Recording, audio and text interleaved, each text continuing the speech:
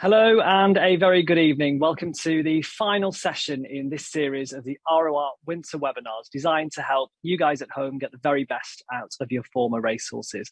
Over the course of this winter, RoR has staged 3 enlightening sessions with advice from a range of experts covering topics from horse management to retraining. Tonight's session is going to conclude and put all of that together, looking at competition preparation and looking at where to start in different disciplines. It follows on from the earlier session of early stages of retraining and progression to jumping. And remember, all of those webinars can be found on the RoR channel. This evening, we're going to be joined by another 3 brilliant panelists. But before we get going, my name is Mark Hayward, and in a little while, I'll tell you how you can get involved, because, of course, that is the most important part of these webinars and the reason we're doing them. So I'll tell you in a little while how to get involved and send in those questions as the webinar goes on. But to introduce our panel, they're no stranger to RoR. 2 of them, though, this is the first time they've joined us on these winter webinars. Katie Jerram Hunnable, the first I'm going to introduce. Katie is based at Collins Farm in Essex and has a BHS and BSPS accredited yard with first-class facilities. She's one of the leading producers of show horses in the UK, and her expertise and experience are so vast that the Queen has sent horses to Katie and her team to produce for the show ring. In addition to producing top-class hunters, hacks, cobs, riding horses and ladies' side saddle for the show ring, Katie also spends her time helping and encouraging riders to do the same, and is, as I say, no stranger to RoR, has been at a number of our showcases previously, and we're delighted that she joins us tonight to give her expertise on how we can prepare for the show ring. In the show jumping field this evening, it is Mia Pallas-Clark who joins us now. Mia is a British show jumping BSCC Level 3 coach. She's also a British show jumping coach developer and a UK CC Level 3 mentor. She's the England Home Pony Team Chef to Keep and the British Show Jumping Academy lead coach for Suffolk. She coaches as well the Northampton Cambridgeshire Academy and also the British Army Show Jumping Team. She's a British Show Jumping Area representative for Suffolk, part of the BS Members Council, and was awarded the UK CC Coach of the Year in 2017 for show jumping and the Connected Coaches Coach of the Year runner-up in 2021. And she currently competes at 1.30 metre and is based down in Newmarket, although this evening joins us from Gloucestershire. And finally, rounding up, no stranger to RoR, Dan Bizzarro. Dan has been with us, I think, last year for the winter webinar series, and he's going to be covering the topic and sport of eventing. He's an Italian event rider, started his career in Italy while also competing in pure dressage and show jumping. He moved to England back in 2011, worked for the brilliant William Fox Pitt, where he gained a host of invaluable experience, and then set up on his own in the Gloucestershire-Oxfordshire border. His base is where he produces horses now for a whole range of loyal owners, and he also teaches a wide range of abilities. Back in 2014, he won the RoR Elite Eventing Championship Award with the brilliant former racehorse Squadron Leader, that horse owned by Jane Arnold, and he now, as I say, is extremely valuable to us here at RoR in giving us his expertise in preparing for eventing. So that's our panelists. As I say, my name is Mark Hayward. Delighted that you've joined us this evening for this final webinar session. And if you would like to get involved, you can submit your questions using the usual Q&A box at the bottom of your screens. We will try and get to as many questions as we can. And as always, if we don't get to a question, we will make sure that we get that answered for you and follow up with you after the session. Before we go any further, we will watch a short video which just gives a real glimpse into the many different career options for your former racehorse.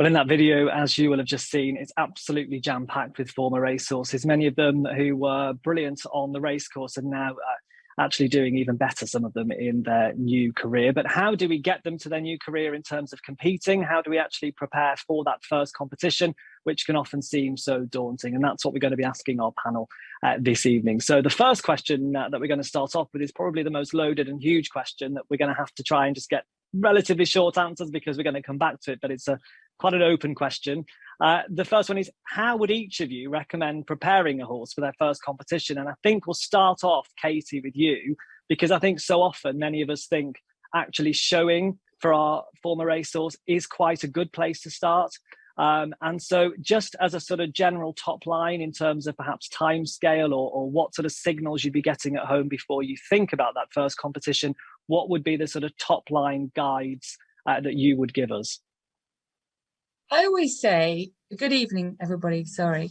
I always say, never rush your horse. Never think he's totally ready till you've taken him out to a lot of training days, done some dressage, school with lots of other horses in the school, coming behind, in front, left, right. So he gets used to animals around him, because the show ring seems relatively uneasy and everybody thinks it's probably much easier than it is. But actually having your retrained racehorse going round in single file, going there without being competitive, does take a while to retrain them. I always say, never rush your horse at all. Give him the time. Make sure he's on low starch diet, low sugar diet, and make sure your feeding regime is right. And speak to your dietitian, check him for ulcers, check everything is right before you actually take him to his first show, because they can get there and then obviously your ulcers can start to cause problems. So it's really important that every stone is unturned. And it does seem relatively easy, but you can get your lovely horse out to its first show and be highly disappointed with his behaviour. We are so lucky with the Tattersalls Retrain series, because I've had my next retrain project that started last year, and I introduced him for the season. He was only a 4-year-old. He came off the flat, and I was very lucky to have the season with him. So he had 5 or 6 outings in hand, and you think, why do you need to run a horse in hand? The series has been invaluable for him, because he wasn't ready to be ridden around the ring. He wasn't ready to be seeing banners. He wasn't ready to see the whole thing. So he's actually had all this time. Now he's let himself down, he's built his muscle tone, and he's ready for the ring. So he's into training days, and his first show is actually next month. But we've actually worked really hard for a full year on him. Yeah, and I think what was a good point actually raising there, that I think some people do think showing is a good place to start with our former racehorses. And for some of them, it will be, depending on the individual. But actually, it's a good point that you raise, because some horses going to an in-hand show, it's actually going to mirror in some ways the parade ring, isn't it, environment? So it's being sort of aware of the horse you've got. I will tell you this, his last show he went to, actually at the back end of the season, he did his in hand and he went champion, and it was amazing. And I said, great, he's been really, really good. I'll tell you what, we'll put the saddle on and I'll put him into the next class. What did he do? Mirror image, exactly. You walk him around the parade ring, you saddle him up, jockey gets on, and we went, wahoo. So bad experience, but it wasn't really. He learned. We actually just walked him around, rode him around the collecting ring, and said today wasn't his day. Until it is their day, don't rush them too quickly. That's all I say, is my advice. And Mia, obviously going to the show jumping. So, of course, you know, we might be thinking about going to a quieter show. Perhaps we may well have hired an arena, which we'll come to in a minute. Any sort of top line advice for you when we're looking at that sort of show jumping competition? So maybe that first clear round or just sort of first small class. Yes, hi, and thank you for having me this evening. I think my advice initially would be to plan well ahead, and hopefully you're working with your coach and you would have some goals set and plan back from that initial first show. In terms of going to show jumping shows, there are actually more and more training shows popping up now, which is a really nice environment to go and sort of put yourself nearly in the competition scenario, but not quite, and to get used to the warm-up arena and then into the ring. That's a really good environment, as well as using the clear round at the beginning of a competition day, which is really, really important. When we're starting a warm blood, I would be going and jumping the clear round maybe twice at their very first outing, and building on that. So exactly the same. But I think planning well ahead is really, really important. And also from the rider's point of view, if it's a new thing for you as well, maybe suggest actually going to the venue on foot and getting ready, recognizing the place, feeling comfortable there. We're going to obviously talk about this a little bit more later, but I'd say that'd be really important as well. The rider feels relaxed in the environment. The very big difference, well, I guess in all of these disciplines against racing, is that the horse needs to go on stage on his own, as it were. So he needs to leave his friends in the warm-up and go into the arena on his own. So he's got to be happy to do that too. So that's why that preparation is going to be so important. Goal setting, hugely important, and working to those small goals to be ready to go to your first show. Absolutely. And Dan, to you, eventing really perhaps one that's going to take the most preparation, because we need to factor in a whole load of things that include, actually, we need to get them quite fit, which potentially is going to raise its own kind of, not problems, but certainly things that we need to factor in along the way. It could take a little bit longer to get to our first horse trials, but what general things would you be looking for in that preparation? Yes, good evening, everyone.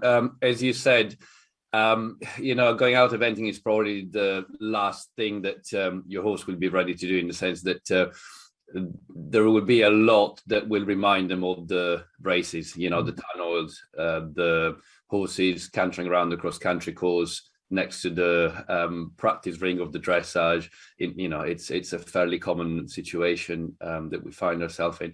So I think, of course, the things that me and Kate said are absolutely crucial for every horse.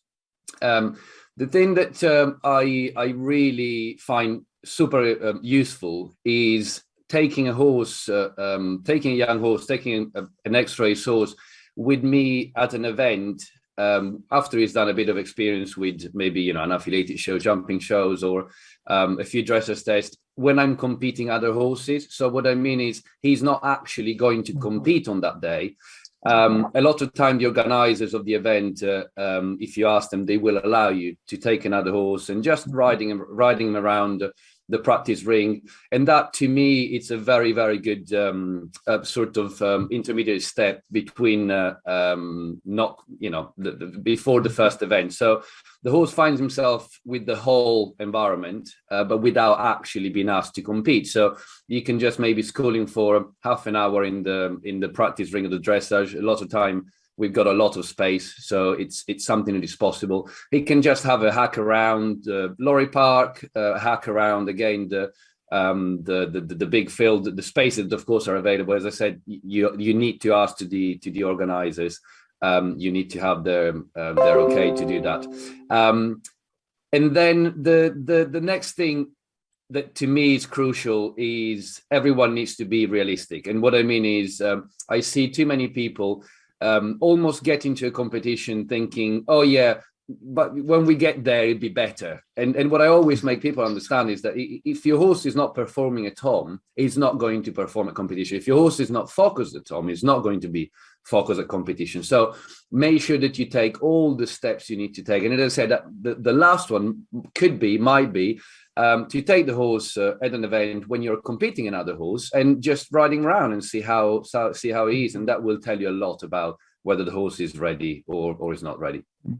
And actually building up with some of the dressage competitions, the show jumping competitions, going cross-country schooling, perhaps with a group at times, and because really there isn't, eventing sort of, well, it is very unique in the way that you kind of can't really tell until you get to it eventually, because obviously you're getting back on grass. You cannot recreate an actual horse trials with the sheer number of people which will be there. So it's perhaps doing lots of the individual bits, isn't it? And then just sort of having to go with the flow a little bit. And as you say, have realistic expectations, and don't be too disappointed if when you do get to your first horse trials, if they are a little bit tense in the dressage, if they have a couple of poles, you can't sort of expect too much, which I know is the case for everything, but particularly with eventing, it can be quite overwhelming.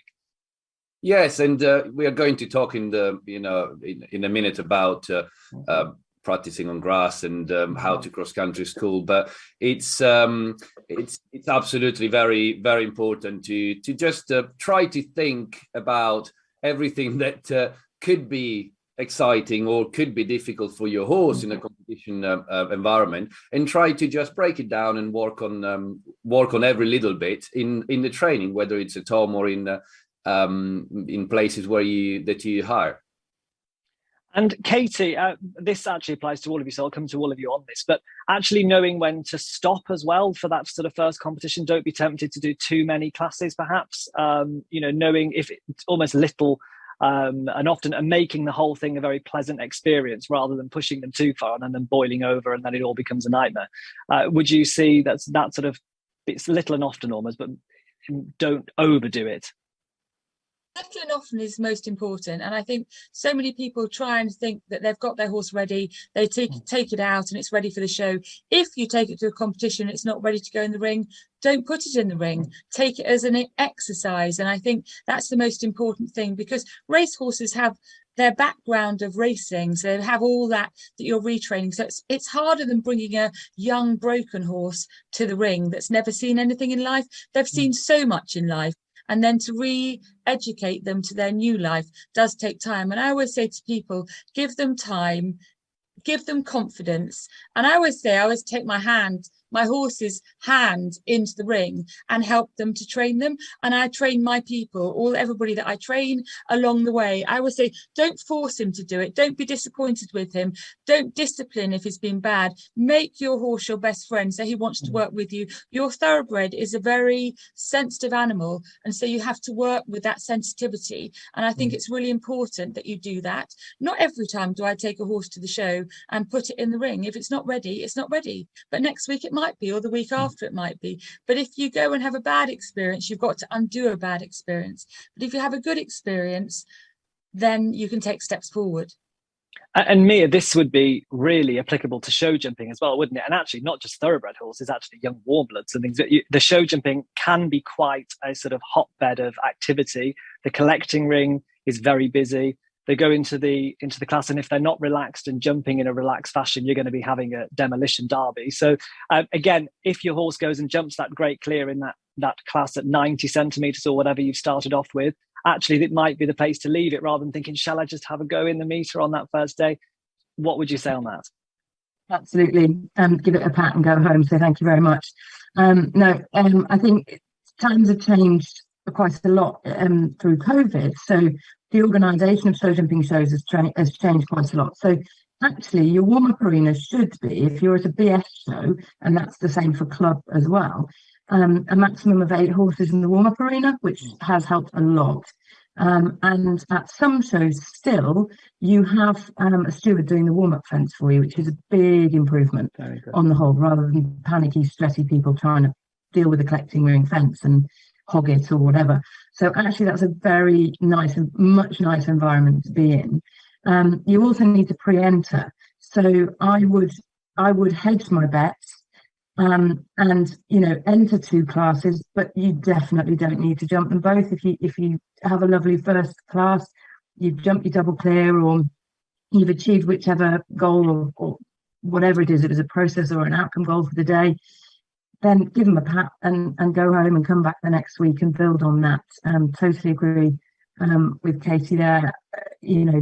No point having a stressed rider and a stressed horse. I think that's the other side of it for me, is that the rider needs to feel as relaxed in the environment, and that does take some time and it takes some exposure. So the rider needs to be the leader for the horse and give them those good signals and that reassuring calm voice or whatever it needs to be. But yeah, that's part of it. And sometimes I think the riders will feel pressure to do both classes they've entered because they paid their money, that kind of thing. But if we go with a clear mindset before we go, then it's perfectly good to just say thank you very much and go home on a good note. And Mia, with show jumping as well, it's sort of the same approach that the professional riders will take with the younger horses. You don't need to, if you get into the second phase or the jump off, you don't need to go hell for leather. We need to think what these horses are. We should just continue, hopefully, a nice rhythm and just have it all a happy experience. Absolutely. And on the whole, we're looking for double clears. So obviously with the RoR leagues, you're accruing points. So absolutely, you should be looking for double clears. In any case, they'll be going hand in hand with other novice classes through British show jumping, British novice discovery kind of classes, and it's all about getting you 4 double clears in that period of time. And yeah, no need for high speed jump offs at the beginning, definitely not. Anyway. And Dan, very briefly, that would also apply to cross country when we first go to our first 80 or 90, whatever it is. We don't need to be, of course, this is perhaps the thing that's going to most, if they've had a horse over jumps, from jumps anyway, national hunt or over hurdles, whatever, this is going to potentially be very similar. So we don't necessarily need to be going hell for leather around our first horse trials either. I think you should do the opposite. You should trot around the whole course and just make sure that your horse can and learns to relax whilst he's jumping fences, and making sure that when you ask him to wait, he waits. And so then, once you've got a horse that is relaxed, and when the brakes work, then you can carry on and maybe jump a couple of fences in canter and then another couple in trot. So you achieve 2 things. You give your horse time to assess the different jumps and the situations. I don't know, if you're coming towards the water, let him slow down, let him trot, let him walk, and make him understand that he's got plenty of time to assess any question, and that there's no stress involved. Absolutely. Casey, we're going to start now talking more about sort of discipline specific now. So we're going to focus really in on the showing. When we're starting off with showing, and particularly if people are looking at it, perhaps they've done other disciplines in the past, but they're thinking they actually want to give this a go, which I'm sure many people watching this may be thinking, and we've got loads of options at RoR. How do you decide on the correct class for the former racehorse? Because even though we might like the idea of one particular class or category, it may be that the horse is actually better suited to something else. So how do you decide on the right class for your horse?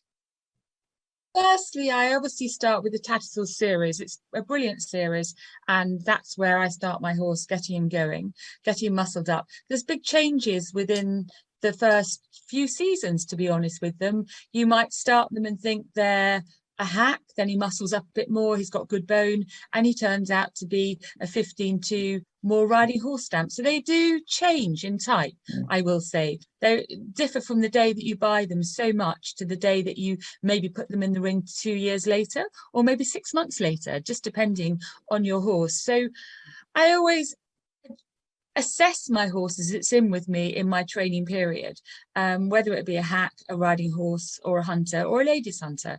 And it's a time thing, and you can say the more you get your horse going, the more you get him engaged, he sits, he lifts, he changes his physique, he changes the way he's going. So I like to use the Tattersall series before I definitely allocate him for a class at the end of the day. But my horse has to have clean limb, clean in the wind, and an attitude for the show ring, meaning a good attitude for the show ring. Because if you don't have those disciplines within him, or conformation, everything, then he's not going to make a show horse. So, and it sounds an easy thing to do, but it's not necessarily easy thing to do.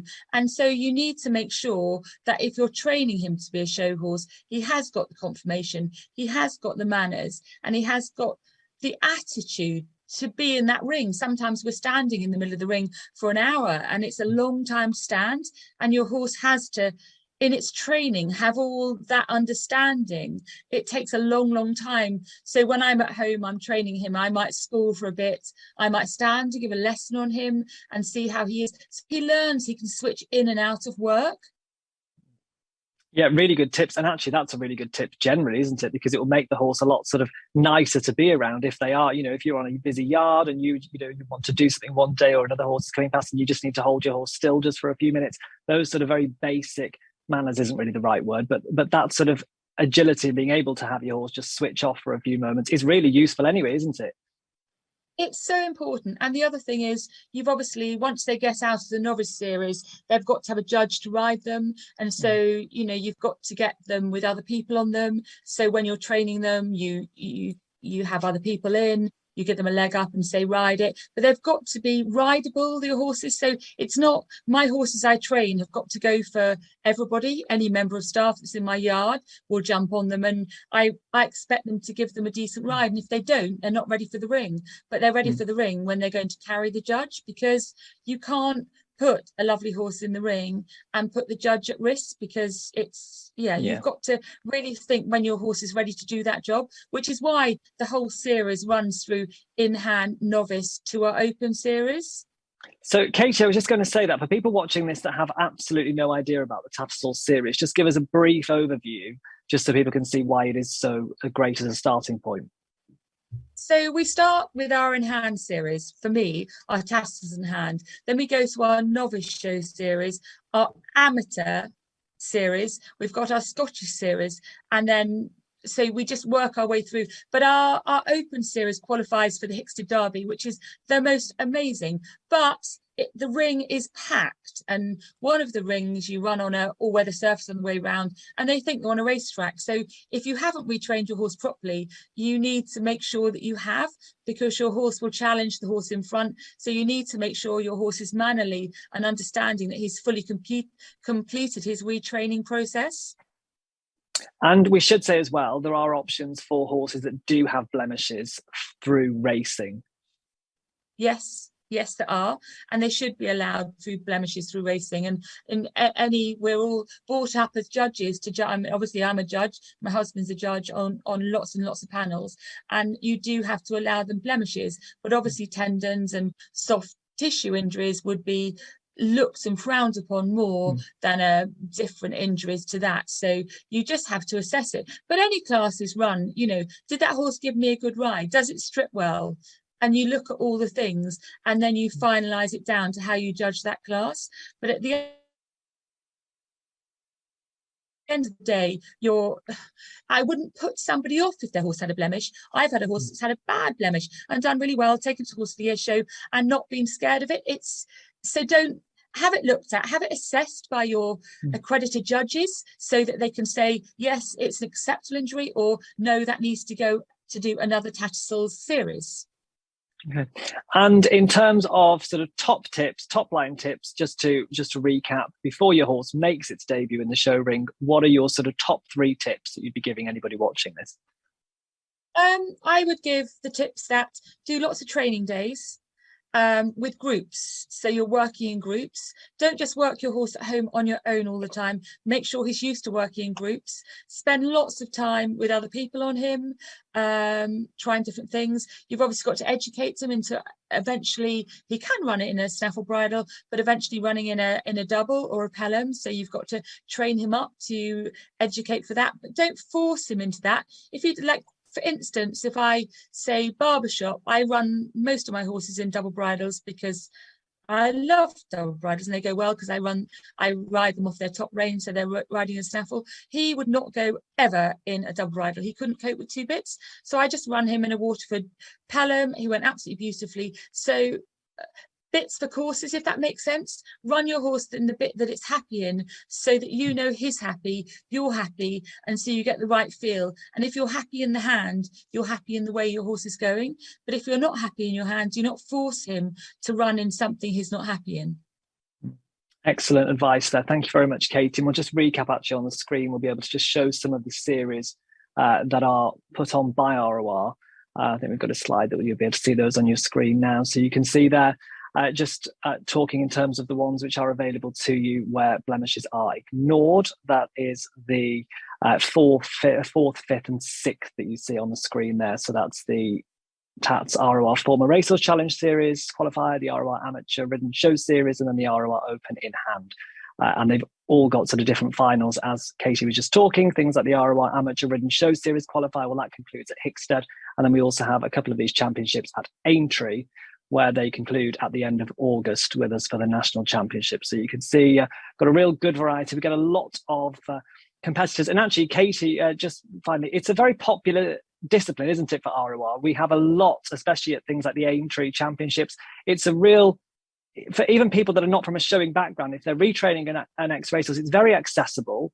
And it's good fun, actually, isn't it? And there's so many people that do it, and it's very popular for us. it's incredibly popular, and there's people from all walks of life that love doing it, whether they've owned a racehorse, then retrained it. And I just find that it's, out of all in showing, you get people with different disciplines that love it and then get hooked on showing, funnily enough. But it's an amazing series, and the championships at Aintree at the end of the year it's an amazing weekend, and I would recommend anybody to go to it. And the time and effort that Tattersalls have put into us, and we're so lucky with our retrained racehorses, how much has been put into it, how much has improved, and how well our horses are going. And I'll totally put it down to the knowledge that we've been given through the RoR. Yeah, we've had some exceptional showing performances at that national championships at Aintree in August over the years. They've been absolutely top level. So there's some brilliant combinations that actually quite often do very well there as well that we've seen over the years. So brilliant. Thank you very much, Katie, for now. Mia, to you, and to a discipline which sometimes I suppose people will look at and think, oh, this is one discipline that's quite tricky to teach a former racehorse, that's perhaps a national hunt horse, perhaps that's, raced for 7 years, 8 seasons, whatever, and the technique's all not really quite what we want for show jumping. However, there's a lot of really good show jumping former racehorses that can show jump. I mean, I actually saw one the other day, the name escapes me for now, but actually jumped like a show jumper. So it's not actually impossible, and lots of these horses are actually brilliant jumpers. Yeah, they're incredible, and they are so versatile. What we do have to remember is the difference between a warm blood that's bred for the job and a thoroughbred that is learning a new job, and the shape of the jump is totally different. So we're looking for the nice round bascule that we want our jumpers to make, and not only is it the shape over the jump that affects, but it's also how they land into distances. So the technical challenge of the show jumping course can become even more challenging if you have a racehorse that lands 3 yards in on a distance instead of the 2 that you want. Suddenly distances become troublesome, shall we say. So yeah, it's really important to allow the training time to get the best from the horse, build on their strengths, obviously. I found in my experience that the flat horse is a really slow flat horse is probably going to make you best show jumper.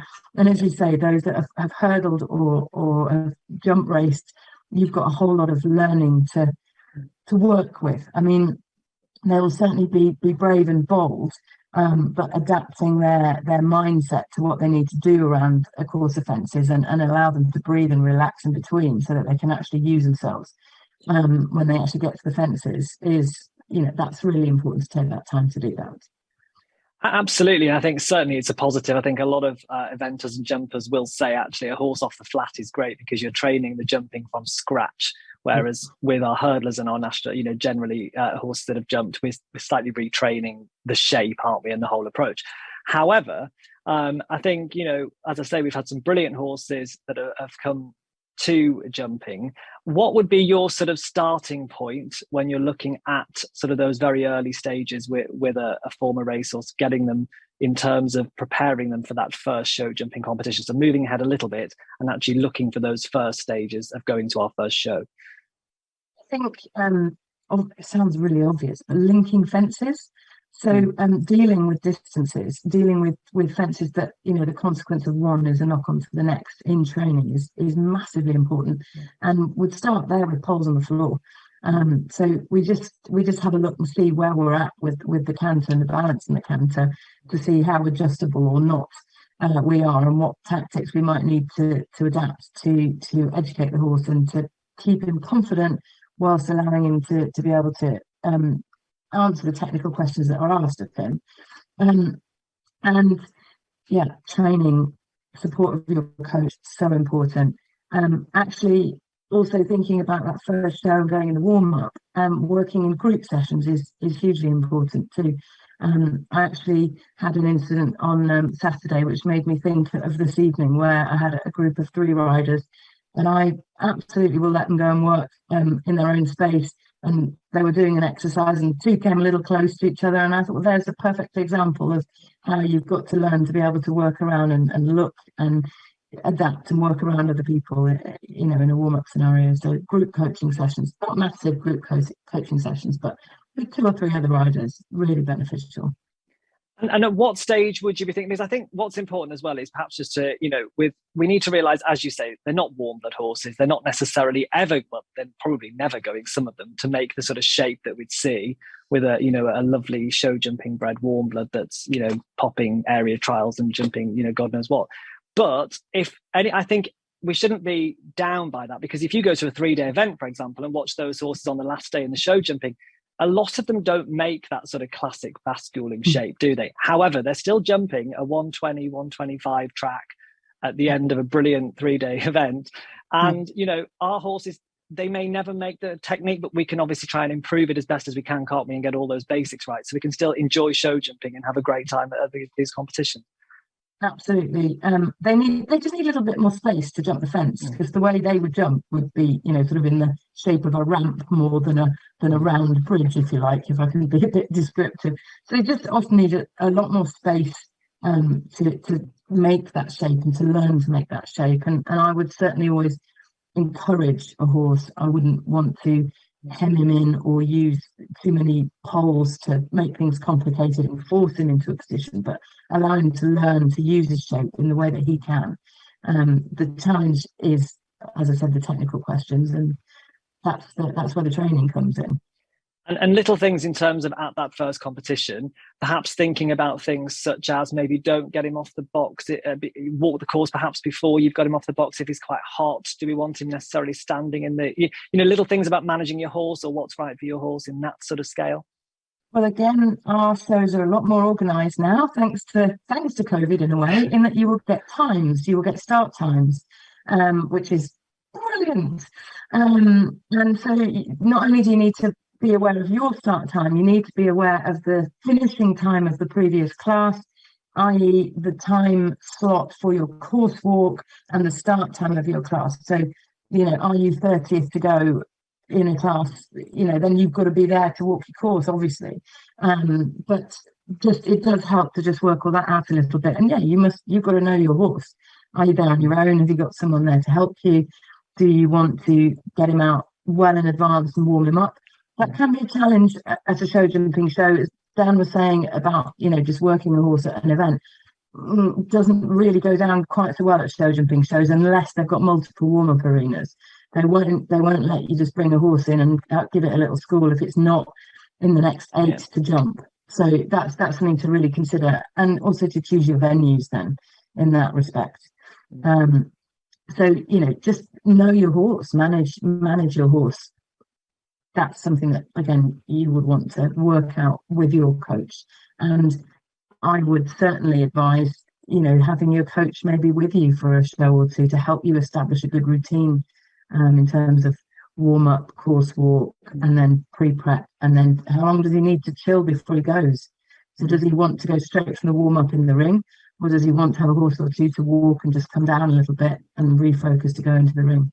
All things to consider. Really good advice. And actually with show jumping, it will depend as well on what time of year you're getting out there, because it may be that you're going outdoors and actually jumping on grass, or you're at an indoor venue. Would there be a preference for you? Again, would that depend on the horse individually? In terms of grass arenas in show jumping, there aren't very many anymore, sadly, unless you're going to a county show, which you're probably not doing with your newly retrained racehorse. There's plenty of good arenas with outdoor surfaces and indoor surfaces, but you may be going from an indoor warm-up to an outdoor ring, or the other way around, depending on the time of year. I love to jump on grass. I have to say it's my favourite surface. But the small one day in Suffolk, we've got South Suffolk Show. We've got various really super county shows. If you can find one, and that's a fantastic experience to make. But maybe your normal permanent show centre type shows are the best ones. But certainly to be fussy about the surfaces, and to be, again, to have a bit of a check out of the arena before you go, of the venue before you go, and make decisions on the most suitable venue for you, with friends or other riders or your coach, and then make your choices to suit your horse. Yeah, I actually misspoke then because my next question is about jumping on grass to Dan. I mean, of course, show jumpers don't want to jump on grass these days. Everything's on a surface. That was a silly question. Steps in and everything. Even eventers don't want to go on grass anymore. Even the eventing venues are going onto the surfaces. So that was a very silly question, but well answered. Thank you, Mia. Brilliant advice. Dan, before we go to Dan, actually, we'll have a look just to recap. We've got some slides again just to show you the available series for show jumping that we have at RoR. So you'll be able to see those on your screen there. There are 3 of them on your screen. As always, you can find out more information about these. In fact, Mia, did you want to come in there and say something? Yeah, well, yes, actually, because I did obviously touch base with HQ before I was coming here this evening, and just to sort of say that actually we would really love to see more retrain racehorses at the Champs in Stoneleigh in August. The 3 series, the Club League, which is an entry level, and it only costs £30 a year to register, and you choose the club shows that are run at various show centres around the place, and you gain points in those leagues. And they start at 60 centimetres. The final is 75, and there's some really good prices actually at Stoneleigh. And then the Bronze League final, and then obviously that's for horses jumping in the Bronze League, which is below 1.10 m. And then above 1.10 m into the Silver and Gold League, that's your National Recognition Awards, which there's a serious cash prize on offer for that, I believe. But yeah, to encourage more people, please, to take part in those leagues. Absolutely. And show jumping, I think that's a really good point, actually, Mia, because it sometimes falls a little bit under the radar, the show jumping with our former racehorses. We often talk about dressage and showing, but actually, show jumping, it's great fun. There's a really good atmosphere. It's very easy to watch if you're bringing people with you. It's all in one place. It's not like, what's one of the disadvantages, I suppose, of eventing, which I'll come to in a minute. It's a bit more spread out, takes longer. And especially now how the improvements in terms of the timing, because we can all run in the show jumping discipline. We've all been at a show Scope Festival back in the day with about 170 people to jump before you. So I think there's a lot to say, a lot to like about the show jumping. And I think it's something which we should really be promoting because it's great fun. And a lot of these horses are brilliant at it with a bit of retraining. So well championed. Okay, so on to Dan. So on to the eventing, which is my favourite, but Dan's favourite as well. And these horses, we know, thoroughbred horses. There's a lot of conversation. Of course, it's gone over the years, and the sport has slightly moved in the sort of pure sport, I suppose, has gone a little bit more now towards warm blood influence, etc. But these horses are very, very well suited, Dan, to eventing, aren't they? Yeah, absolutely. They've got a big advantage on the cross-country day. In particular, if we're talking about higher level competition in places like Burley, it makes a massive difference if you've got a blood horse. Your horse is going to have a lot more to give at the end of the course, and that's going to make a big difference. And the same with the attitude. One thing I always say about warm bloods. A lot of them, as soon as they start to be a bit tired, they just feel sorry for themselves and they stop trying. With thoroughbreds, I've had experiences with horses tired at the end of the course, but they just keep trying, they just keep giving, and that's in their nature. So it does make a big difference. And the same with the flat work again. It's it might be a bit harder work, but actually it's they do really try. They do really want to please. So I was mentioning with the conversation I had with Mia a moment ago in terms of the surfaces, and that is certainly true at the higher level. We seem to be going more towards surfaces. But actually at the lower levels, if you're going off to do a BE80 or BE90, it's obviously you're going to be doing your dressage on grass and most likely the show jumping as well, depending on the event that you choose to go to. That is quite it's an advantage. Most of these horses will have been on grass. So actually, unlike some of our horses that are maybe not thoroughbreds, they're actually going to have that advantage because obviously when you first start working a horse on the flat on grass or show jumping without studs particularly, you have to think about the footing, aren't you? So in a way, that's an advantage that these horses have. Yes and no, in the sense that if you think about them racing, they just gallop in a straight line and jump fence in a straight line, whilst all of a sudden they have to do a dressage test in a 20 by 40 arena on in a field that is not even flat and that maybe is a bit muddy and slippery. So all of a sudden your racehorse that struggles to do a 20-meter circle in canter has to do it in an open field, in a small part of an open field with the slippery ground. So it's definitely something that you have to help your horse with. You have to go and train on the grass. I do as much as my of the training I can on in a field. I spend a minimum amount of time in an arena, because in the arena everything is kind of too easy. It's easy for the horse to focus. It's easy for the horse to go straight, because you've got the fencing that helps you. It's easy for the horse to be balanced because you've got a good surface. It's completely different on in a field. So I do most of my schooling in an open field. I'm very lucky where I am. I've got the opportunity to have big open fields. I try to do it in a field that's not perfectly flat. Again, that's going to be a big advantage for my horses. If they're used to school in a field that is not perfectly flat, they're going to find the competition a lot easier. You mentioned the studs. I think that's a very, very important thing to talk about, because a lot of people don't think about studs, and putting the right studs really makes a big difference. I see too many people going to their first competition and being eliminated with the horses sliding all over the shop, and they come out and you realize they got not studs. And at the same time, you will see people with horses with great big studs when the ground is rock hard. It's so important to make sure that you ask to your trainer or to someone that is experienced to help you with that as well. It can make a big difference, because for the horse to feel comfortable and not sleeping all over the shop, it's a massive thing. I think absolutely, and we see a lot of it with eventing, and actually that is a thing that I've seen myself, where you see a horse on the, the dressage and the show jumping in many ways, actually, people don't necessarily think about, but that is where, if you don't have studs in the dressage and the horse is not quite feeling his feet, he doesn't feel very confident, you're going to get tension, aren't you? Mia would probably agree in the show jumping as well. If there's any level of lack of confidence, any sort of footing issue, it's just going to add to the problem, isn't it? And then it becomes an unhappy experience. So I think that is a really important thing. Do your homework on the studs, make sure you've got the right studs in, and really think very carefully about those for all of the 3 phases of eventing, for sure. In terms of cross-country schooling, Dan, how would you approach that with these?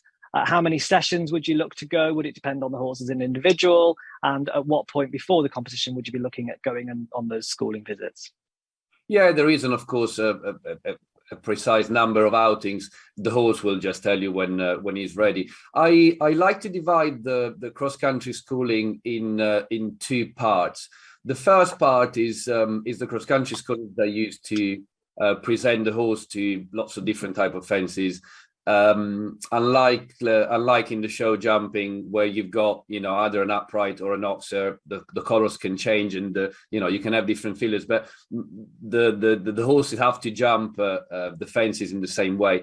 In the cross country, that's not the case, because the way horses have to use themselves to jump ditches or steps, for example, is a very different way of using their body, and it's something they have to learn. So in the first part of the training, the first few outings, it's all about introducing the horse to different type of fences, making sure that he's comfortable with answering every question, knows how to use his body, knows how to drop his head to go down a step, or knows how to drop his head to pop over a ditch.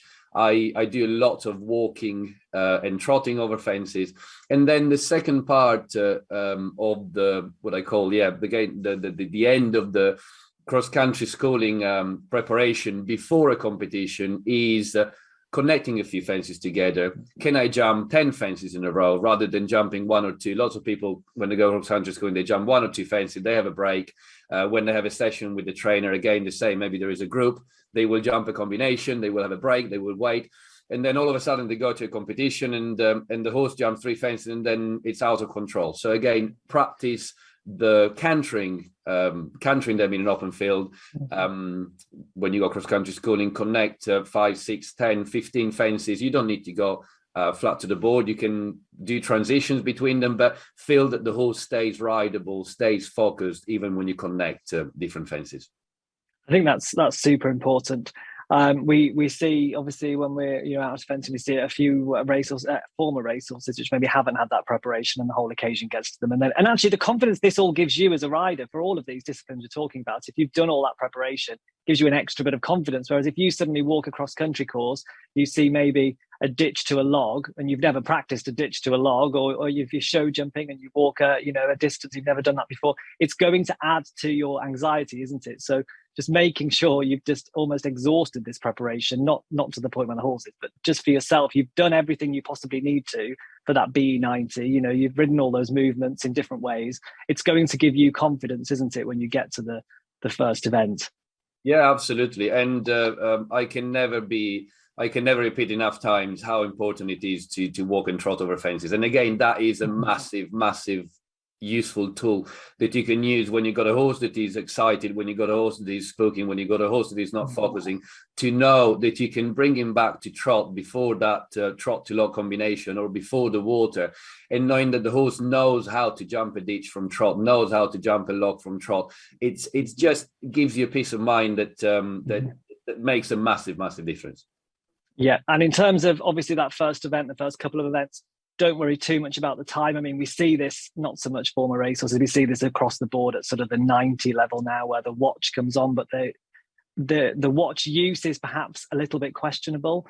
And what we tend to get is we get them race around the course, and then the last two fences from home, they look and realise that they've gone too quickly, so they haul the brakes on, and that's all that sort of upsetting the rhythm for our former racehorses especially is not going to help, is it? So we just want a balanced rhythm around this cross-country course, and we all go home in it as a happy experience.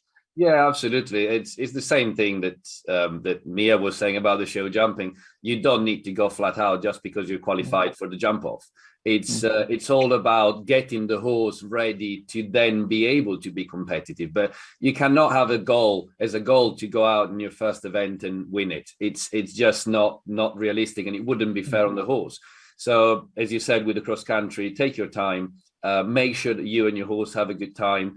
A couple of years down the line, you won't remember whether you were clear by the time in that first 90 or not. When you're doing your bigger events, you won't care about it. Today it feels like a big day, but actually it's just one step towards the bigger goal.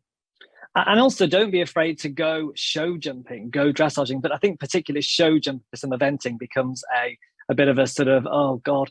And actually, if you look at some of the top event riders, Mikael Young, Gemma Tattersall does a lot of show jumping. It really helps, doesn't it? Go to the show jumping on its own and compete. Go to your dressage as well, although eventers tend to be a little bit happier going dressaging. But with the show jumping, just do more. It doesn't matter if it goes wrong or it's not always perfect. You don't need to be John Whittaker, for God's sake. But, just go show jumping, because the more you do it, that just adds that one thing to that phase, and it's going to help, isn't it? Yeah, and the big thing about eventing is that with the show jumping phase, you've got one chance.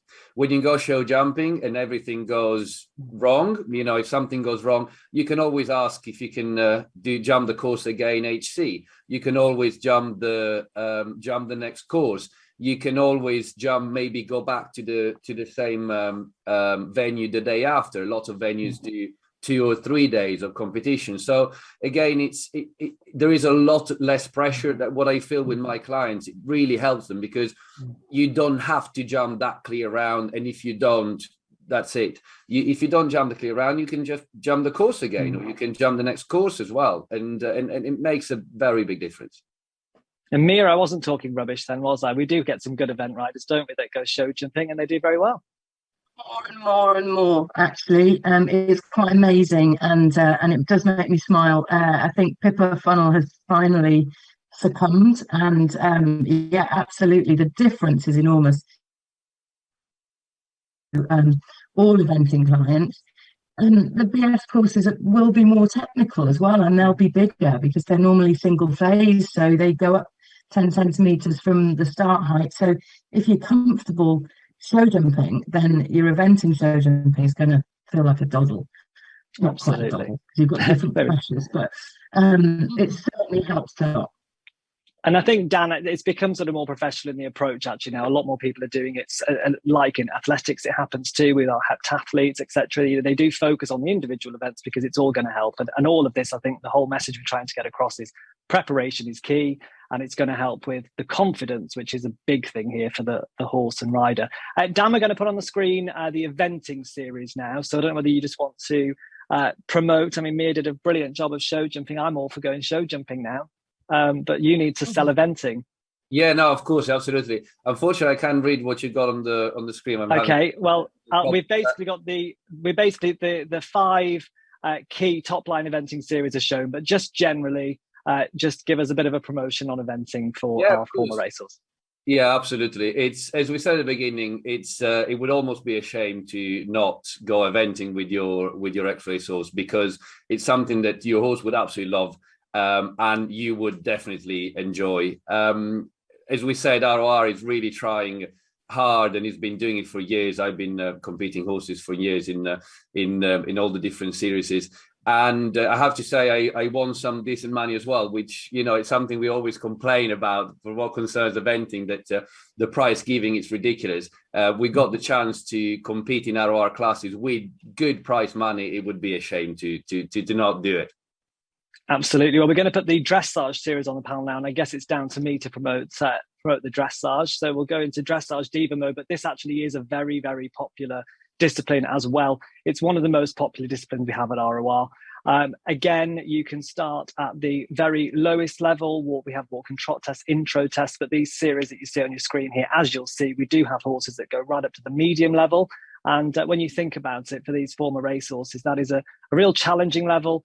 But the great thing about these competitions, you're competing against very similar horses to you, other people that are going through the same journey. You're not necessarily going up against Charlotte de Jardin with one of hers necessarily, unless you want to, of course, which you can go to lots of shows and do that too. But I think one of the big things, particularly for dressage here, jumping, you are going and showing too.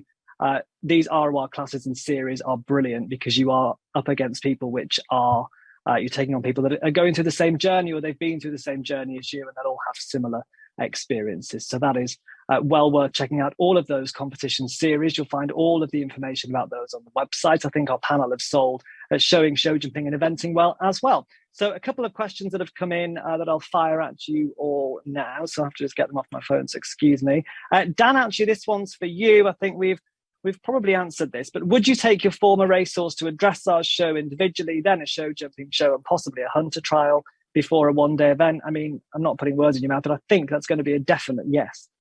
Yeah, I would do as much as possible. I would take them showing. I would take them show jumping. I would take them we're lucky they do. In England, they do lots of combine training. So in the same day, you can do your dressage and then you can do your show jumping. Actually, when you do this combine training competition, the show jumping courses tend to be a bit easier. Tend to be a bit more straightforward, a bit shorter. So again, if it's just the first in the first few outings, that could be a good idea. But absolutely, yes, do as much as possible of the individual parts of the training. That, as I was saying at home, break it down in when you go and hire facilities, break it down when you are going out competing, and then the event itself, it's the time when you have to put all the pieces together. Katie, one for you here. How early should you prepare to arrive before your first show? That's a good question. Yeah, good question. I mean, it all depends on riding in at the show. I always say get there in plenty of time. Give your horse time to relax, get him off the lorry, walk it round, let it see how it is with the atmosphere that's going on. I mean, I'm always there 2, if not 3 hours before, which seems excessive, but I'd rather be there in time and know that my horse is going to be relaxed and ready for the ring, rather than get there, get it on the lorry and jump on it and put it in the ring. It's just not worth it. It's your day, it's your horse's day, so give your horse the time and the experience, be a good experience. And Katie, I'm going to stay with you on this, because there's another thing I just thought about when we were talking about the jumping. In terms of working hunter classes, how do you sort of approach preparing the horse for the jumping at that sort of level? What would we be thinking about before a working hunter show? Oh, so before a working hunter show, basically they'll be doing their jumping round. So we've got the same as the collecting ring environment that Mia went through. So we've got to get him used to that, jumping with other horses in the collecting ring and get him prepared for that. go in the ring. It's a very small course, the challenge, but you've got to jump your course clear, then you go back in the ring and you do your walk, trot, canter. The judge rides. It's a great class, the challenge. I don't see enough of it. I wish more of it was out there. But I think it's a really lovely class for people to do that want to go into eventing, show jumping, or just do the challenge. And there's a great prize at the end of the day. So I would really encourage people with their racehorses to do the challenge. It's a lovely class, it's fun, and everybody seems enthusiastic about it. And working hunter, I mean, it's long been, it's a great way of preparing. It's always been thought of, for me anyway, young horses going eventing. It's a great way to show them some rustic, natural looking fences, isn't it? And get the general sort of ring craft going. It's a really, really good way, but make sure you do your show jumping, you get your rounds over your coloured fences as well. You do lots of grid work. Don't just expect your horse it's going to go in there and we're just going to bomb around a small course. Teach it to jump properly, so you go in there and do a lovely job, because your rustic fences, they don't always, especially your chasers, they don't respect them as much. So train them over their poles so they actually jump properly and do a proper round, because get a star mark, so it's really important that you do a very stylish round.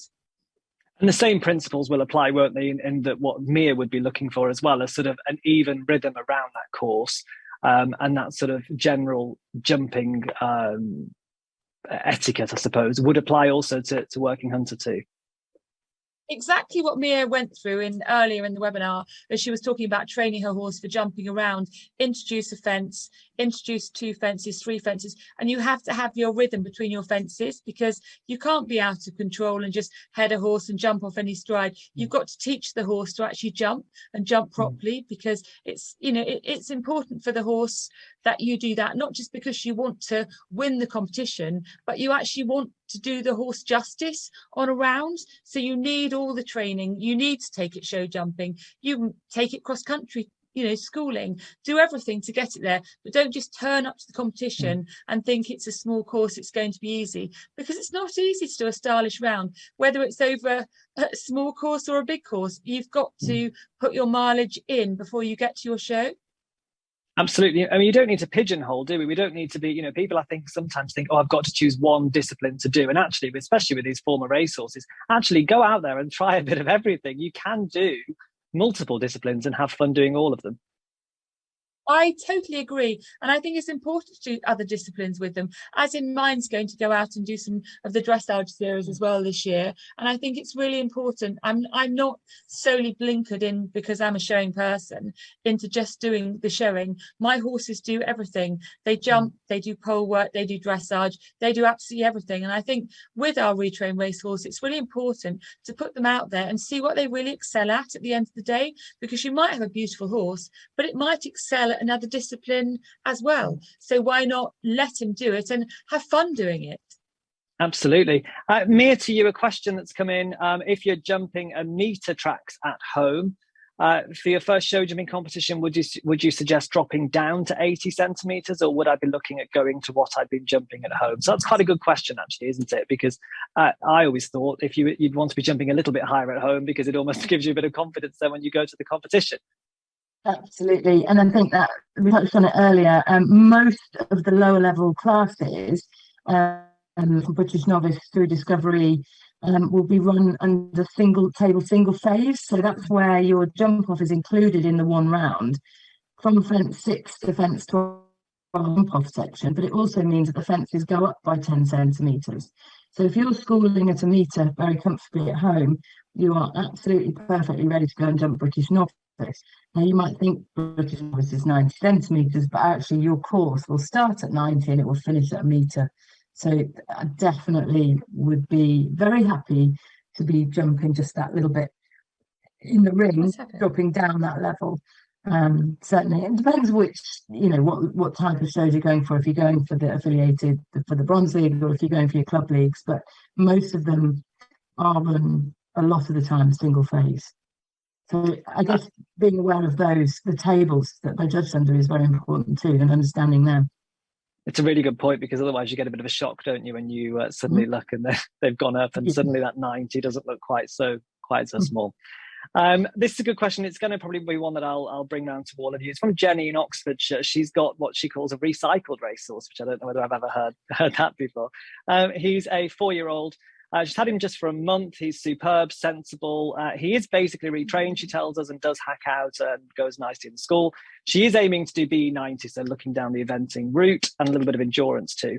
But what goals are sensible at his age? Now, we don't have any more information about whether he was a flat horse. I would assume he was. He probably was racing at 2. I would imagine if he's retired now at 4. So I suppose I'll come around to all 3 of you on this, because this is, if you've got a young horse, as in a 4/5-year-old, in normal terms, that would be really young, very new to life. But actually, some of these horses from the flat, Dan, I'll start with you, and then we'll go around to all of our panelists. But actually, these horses may well have seen quite a lot already. So it's balancing what they're ready for now and what they're sort of not ready for, I suppose. They're a little bit different, aren't they, to our regular sort of warm blood horses and Irish sports horses, etc. Yeah, and I think it's really important to clarify how the goal cannot be, oh, I need to jump at that level or at that high. For me, the goal has to be, I want to feel that my horse is comfortable doing a dresser's test. I want to feel that I can canter down a line with 2 fences in a balanced manner with the horse that remains straight. I want to feel that my horse is comfortable jumping ditches and steps and waters, like I mentioned earlier, and it's comfortable putting them all together. I think that has to be the goal. And then when the horse feels comfortable jumping small fences, then can we keep all of those good things jumping slightly bigger fences? So I think it's very, very important to have those practical things as goals, rather than I want to get to compete at that level. And the fact that, for example, it's a good thing that RoR doesn't divide horses by age. I think it's really important, because it's every horse is different, and they have to tell you what they're ready to do. Yeah, and Mia, some of these 4-year-olds, as I say, they've seen it all, haven't they? Especially, if they were on the flat, they were racing as 2-year-olds. We had Deirdre Johnston on last time talking about that, as some of the 2 and 3-year-olds have seen so much, and they've seen more than most 10-year-old non-thoroughbreds have seen. Yeah, absolutely. But for me, that would give you an advantage in terms of things that they've experienced and things that they've seen, which is great. But for me, in terms of their physical development, it's a very, very different job to show jump than it is to race. And what we're asking them to do, pressure on their joints, the collection, the sit, that's not going to be anywhere there at 4. And I would be treating them very carefully, just as I would a warm blood. They've done it. We've got to retrain their muscles, their ligaments, everything about them. So I would be treating them still carefully. They're physically very immature at this stage. Mentally, they've seen more, but they've not probably seen things that the environment they're going to be in. I think that the advantage is in handling in the stable, in just being dealt with by humans. They know a lot more, but still they're a baby at that age, and I would be very progressive with my goals. Definitely. Absolutely. And, they're carrying a new saddle as well, aren't they? Even something as small as that, they're carrying a whole different type of saddle. It's all so different. So, yeah, absolutely. So I think keeping things nice and slow. And Katie, what would you say on that too? Would you agree? Keeping things, slow and steady. If you've got a horse and you think, wow, he's amazing, he hacks out, he does all of this, still keep just very steadily, small steps. I think, look at his racing career, what he did. He's 4, he's very, very young. And as Mia said, his muscle tones has to totally change and rebuild into new muscle tone for the new job, because of different questions being asked, different way of using himself. He's actually got to build all that up. If you push him too quickly, you'll ruin him in a very, very short period of time. And then the horse will start questioning you. Whereas if you keep him happy, build the muscle tone, make the horse a happy horse, and give him the time that he needs, then he'll come to be a lovely horse. And it sounds like he's a lovely horse. He's obviously got the attitude to do it, but I wouldn't take steps too quickly. I would be backing off him quite a bit, actually, enjoying the flat work with him, enjoying small jumping exercises, enjoying clinics, but I would not be pushing him too hard to competition until he's actually spent a time rechanging his career to the RoRs. And actually, I think you know, with I'm sure I've got a former racehorse that I've had now for just a couple of weeks, and you actually find joy in things that you never thought you'd quite enjoy as much. I trotted a 20-meter circle with him in the school, which to him was completely alien, and that was like, wow, that was so great. We managed to do that. So you've kind of suddenly got to manage what you find like, wow, that was the buzz, because it is slow and Yeah. steady, isn't it? And it's all brand new. It is all brand new. And I just think that it's so easy to get excited and think he's ready to do more. But as a 4-year-old, most competition horses don't start till they're 4, but he's already had a career ahead of him. So you've got to give him time and let him relax and give that horse the time and give it the benefits and just take steps slowly. That's all I can advise anybody on. Any of my retrainers, I've never rushed them. And by that, I've benefited by great results, which I'm sure our other panel have done the same.